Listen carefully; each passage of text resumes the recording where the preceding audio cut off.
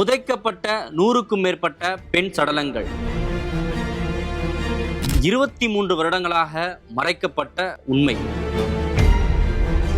ஒட்டுமொத்த இந்தியாவையும் அதிரச் செய்திருக்கும் தர்மஸ்தலா மர்மம். என்ன நடக்கிறது தர்மஸ்தலாவில்?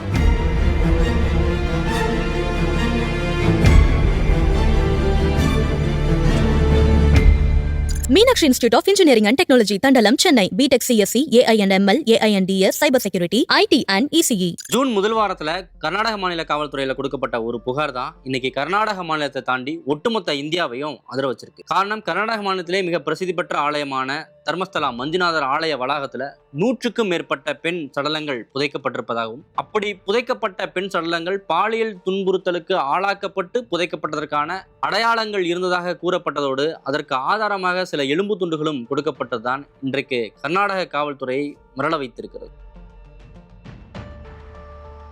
தட்சிண கன்னட மாவட்டம் பெல்தங்காடில் தான் இந்த தர்மஸ்தலா மஞ்சுநாதர் கோயில் அமைஞ்சிருக்கு. கேரள எல்லையை ஒட்டி நேத்ராவதி நதிக்கரை ஓரம் அமைஞ்சிருக்க இந்த கோயில்ல 1995 முதல் 2014 வரை துப்புரவு பணியாளராக பணியாற்றிய ஒருவர் தான் இப்படி ஒரு பகீர் புகாரை கர்நாடக காவல்துறையிட்ட கொடுத்திருக்காரு. இந்த புகாரின் அடிப்படையில் வழக்கு பதிவு செய்த கர்நாடக காவல்துறையினர் பெல்தங்காடியில் உள்ள நீதிமன்றத்தில் அந்த புகார்தாரரை ஆஜர்படுத்தி முழுமையான வாக்குமூலங்களை வாங்கியிருக்காங்க. இந்த வாக்குமூலங்களின் அடிப்படையில் விசாரணை என்பது நடந்துகிட்டு இருக்கு. ஒட்டுமொத்த இந்தியாவையும் அதிர்ச்சிக்குள்ளாக்கி இருக்கிற தர்மஸ்தலா கோயில் முன்னாள் ஊழியரின் புகாரில் அப்படி என்ன சொல்லப்பட்டிருக்கிறது?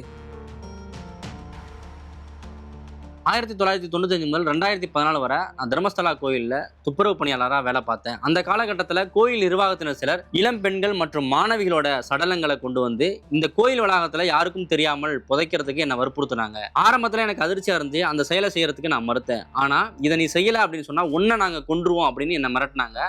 அதன் அடுத்து வேற வழியே இல்லாமல் நான் அந்த செயலை செஞ்சேன்.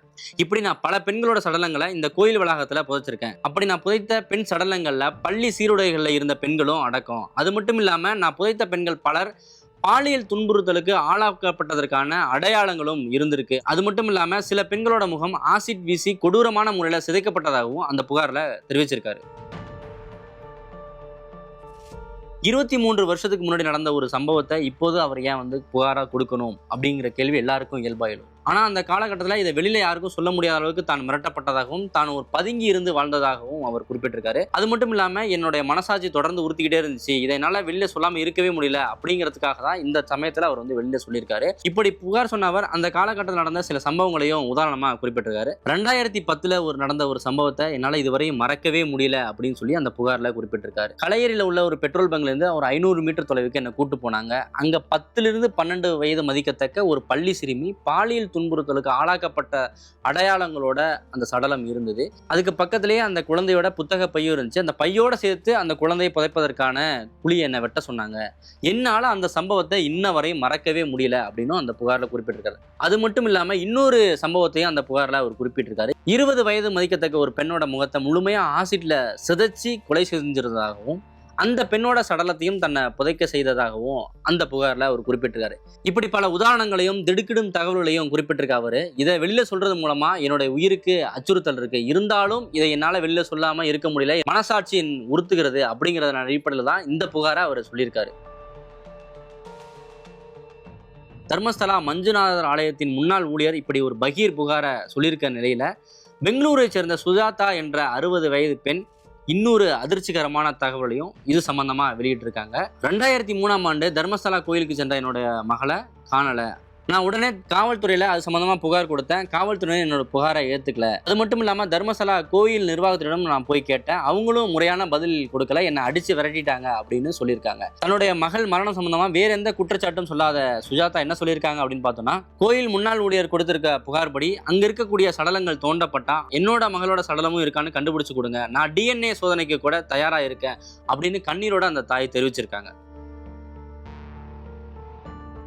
இப்படி இந்தியாவே அதிர்ச்சி செய்திருக்கக்கூடிய இந்த வழக்கில் புதைக்கப்பட்டிருப்பதாக சொல்லக்கூடிய பெண் சடலங்கள் உண்மையிலேயே புதைக்கப்பட்டிருக்குதா அப்படின்னு சோதனை நடத்துறதுக்காக தன்னோட வழக்கறிஞரோட அந்த புகார்தாரர் அங்கே போயிருக்காரு. ஆனால் அந்த இடத்துக்கு வர வேண்டிய போலீசார் வரலை. அது மட்டும் இல்லாமல் விசாரணைக்கு போதுமான ஒத்துழைப்பை போலீசார் தரலை அப்படின்ற ஒரு குற்றச்சாட்டும் முன்வைக்கப்படுது.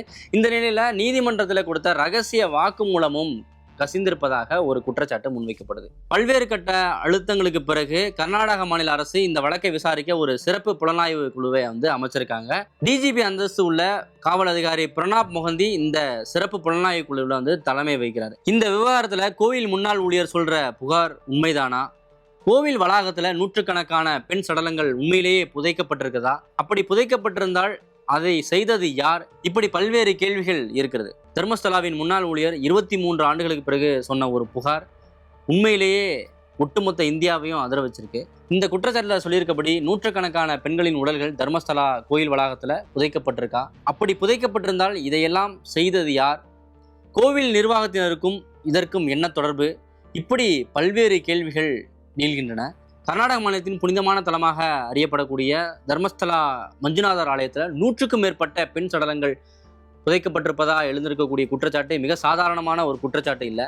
ஆனால் இந்த குற்றச்சாட்டுக்கு கர்நாடக மாநிலத்தில் உள்ள எதிர்க்கட்சியினரோ இல்லை மற்ற கட்சியினரோ பெருசாக குரல் கொடுக்கல அப்படின்னு தான் சொல்லணும். இந்த விவகாரத்தில் என்ன நடக்குது? கோயில் நிர்வாகத்தினுடைய ஆதிக்கம் இருக்கிறதா இல்லை வேறு ஏதாவது காரணங்கள் இருக்கா? இப்படி பல்வேறு கேள்விகள் இந்த விவகாரத்தில் எழுந்திருக்கு. தர்மஸ்தலாவை மையமாக வச்சு இப்படி ஒரு புகார் எழுதுறது இது முதன்முறை இல்லை. 2012ஆம் ஆண்டே ஒரு பெண் அந்த தர்மஸ்தலா பகுதியில் கொலை செய்யப்படுறாங்க.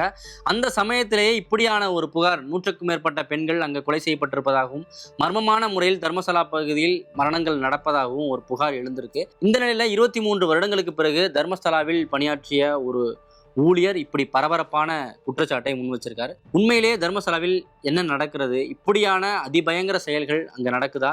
இப்படி புதைக்கப்பட்ட பெண் சடலங்கள் என்ன நிலைக்கு ஆளாகி பின் புதைக்கப்பட்டது? இப்படி பல்வேறு அதிர்ச்சிகரமான கேள்விகள் இந்த குற்றச்சாட்டின் பின்னணியில் இருக்கு.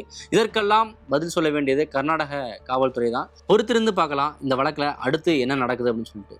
நன்றி, வணக்கம். இன்றைய மாணவர்கள் அதிகம் விரும்பும் IT, AI, data science, cyber security, ECE போன்ற பிடெக் படிப்புகளை வழங்குகிறது Meenakshi institute of engineering and technology, Thandalam. 2025-26 ஆண்டுக்கான அட்மிஷன் நடைபெறுகிறது.